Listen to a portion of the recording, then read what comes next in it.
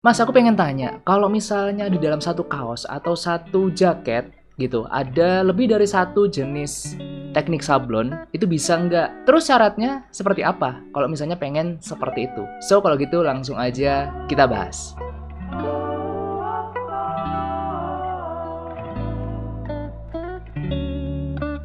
Halo good people, balik lagi sama aku Ganjar kayak Pepper Clouds. Oke teman-teman, gimana kabarnya? Semoga kita selalu diberikan kesehatan dan kelancaran rezeki. Amin. Oke teman-teman, di video kali ini aku pengen menjawab pertanyaan dari kalian. Mas, apakah bisa di dalam satu jenis produk itu bisa lebih dari satu teknik sablon? Dan sekaligus juga aku pengen mereview salah satu produk terbaru kita yang launching di bulan Maret ini cuy. Sebelum aku mulai, jangan lupa juga untuk support channel ini untuk tembus di 100.000 subscriber di tahun ini. Amin. Bantu subscribe-nya di bawah sini ya. Klik tombol subscribe-nya, like juga kalau misalnya teman-teman suka. Oke, udah di-subscribe? Udah?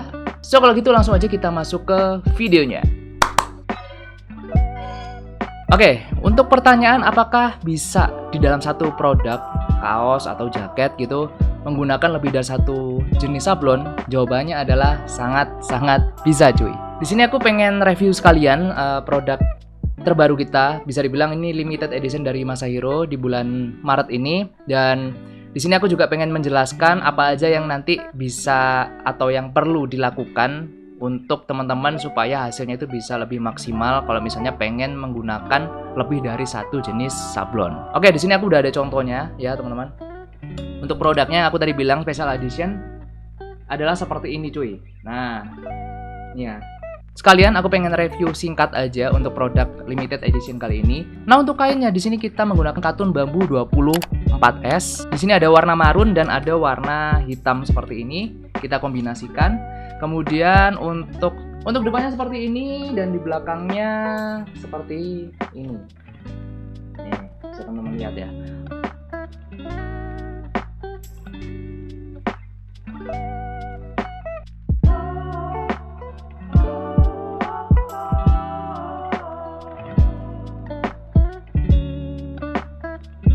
Kemudian untuk detail-detailnya bisa teman-teman lihat di sini kita ribnya menggunakan rib kurang lebih lebarnya ini di 3 sentian. Kemudian di sini kita ribnya kasih warna abu-abu. Di sini ada label sablon. Kemudian ada hang tag segala macam, ada label woven. Nah ini di lengan seperti ini. Nih ya, ini ada sablonnya juga cuy. Ini ada label woven dan di bawah juga ada label woven. Nih. Untuk edisi kali ini kita namakan Cyborg V1 LMD.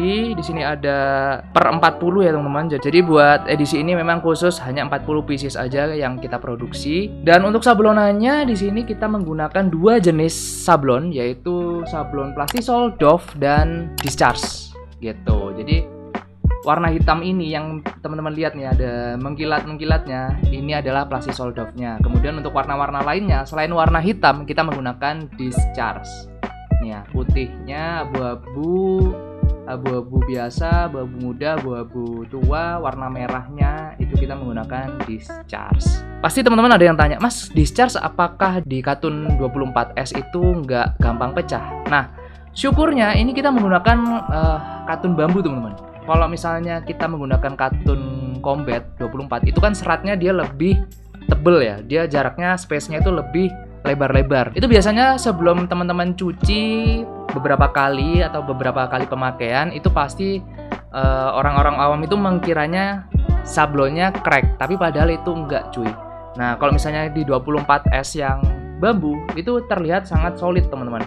Karena jarak bisa dibilang jarak antara teksturnya itu tidak terlalu jauh gitu. Jadi ini bisa dibilang halus banget untuk 24S yang bambu itu. Dan aku merekomendasikan banget buat teman-teman kalau misalnya pengen pakai Discharge, apalagi desainnya full print, itu saranku sih kalau misalnya pakai combat ya combat 30S aja, atau mungkin kalian bisa pakai katun bambu yang 24S atau 30S itu aman. Nih ya teman-teman bisa lihat belakangnya, ini putih ngeblok tapi solid banget cuy. Nih, ini Discharge yang bawahnya pakai plastik gitu.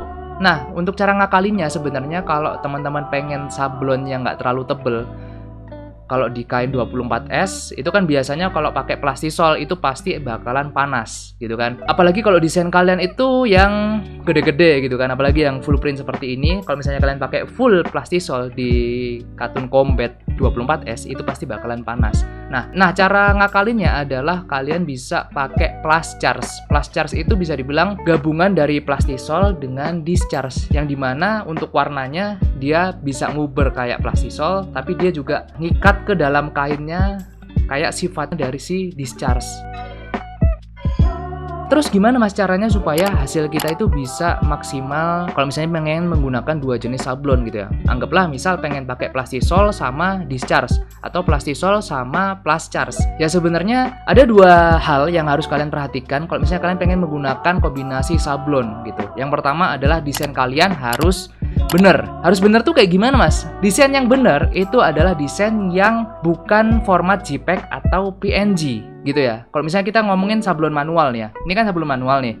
Nah, kalian jangan menggunakan gambar-gambar PNG atau JPEG. Usahakan kalian harus, bukan usahakan sih, wajib menggunakan Photoshop atau AI atau Corel, yang dimana di dalam filenya itu kan ada layer-layernya gitu ya. Nah, itu akan mempermudah untuk vendor memecah film. Nah, ketika teman-teman misalnya nih menggunakan PNG atau JPEG, kemudian warna yang kalian pakai itu banyak banget, at least lebih dari 4 warna misalnya, terus dengan detail-detail yang kecil-kecil atau yang rumit-rumit, itu biasanya kalau misalnya teman-teman tidak menyediakan desain atau tidak menyediakan file yang proper, itu pasti bakalan hasilnya tidak bisa maksimal. Dan kemudian yang nomor 2 adalah yang perlu perhatikan, vendor tempat kalian produksi. Nah, sebelum kalian produksi, carilah benar-benar vendor yang memang mereka itu punya portofolio atau punya track record sudah mengerjakan produk-produk dengan yang pengen teman-teman cari. Misalnya tadi pengen menggunakan lebih dari satu teknik sablon, ya otomatis kalian harus cari vendor yang memang sudah pernah produksi seperti itu. Jangan sampai kalian mencari tempat produksi yang mungkin masih ngerjakan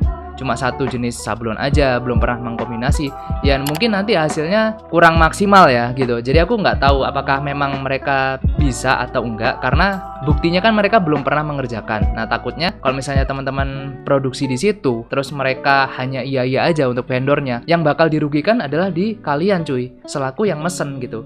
Mending kalian cari vendor-vendor yang memang bisa produksi untuk lebih dari satu sablon, kalau misalnya teman-teman cari seperti itu gitu. Jadi usahakan cari vendor yang benar-benar memang sudah bisa mengerjakan apa yang pengen kalian orderkan. Terus kalau misalnya teman-teman ada yang tanya, mas, kalau masalah ukuran seperti apa? Ukuran sebenarnya basically ketika file kalian proper, kayak aku tadi bilang, Corel kah, AI kah, PSD kah, itu benar-benar memang sudah proper di dalam filenya, itu menurutku ukuran A3, A2, A1 itu bisa-bisa aja cuy. Tinggal nanti gimana caranya vendor kalian itu menyeting film untuk di sablon kayak gitu. Jadi ya dua hal itu aja sih yang perlu diperhatikan kalau misalnya kita pengen produksi sebenarnya. Jadi tidak terlalu rumit. Makanya aku sering menyarankan ke kalian gitu kan, kalau misalnya desain itu jangan cari di Google, jangan cari di Pinterest, atau jangan cari di internet yang basically itu cuma PNG atau JPEG aja, apalagi resolusi yang kecil-kecil gitu kan. Itu jangan. Kalau misalnya kalian pengen DTF ya bisa, aman gitu. Tapi kalau misalnya pengen dengan detail sablon manual itu agak susah. Kalaupun dipaksakan hasilnya tidak akan bisa maksimal.